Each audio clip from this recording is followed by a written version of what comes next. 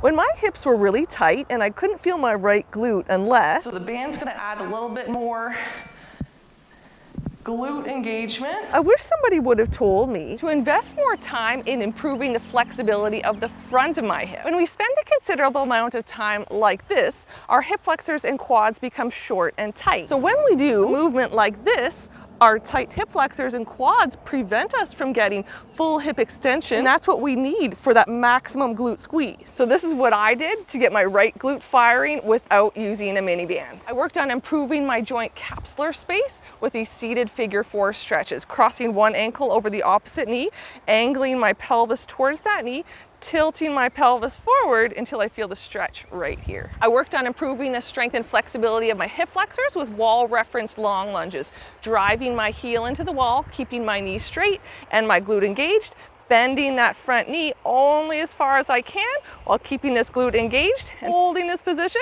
for 5 seconds, then coming up and repeating. I worked on improving the strength and flexibility of my quads with these band-assisted reverse Nordic curls. Holding onto a band with both hands, tuck your tailbone, squeeze your glute, lean back as far as you can until you feel a big stretch in your quads.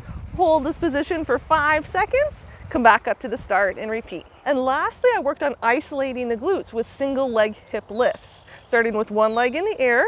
Tuck your tailbone first, start squeezing your glutes, lift your hips only as high as you can until your hip flexors and quads don't let you go anymore.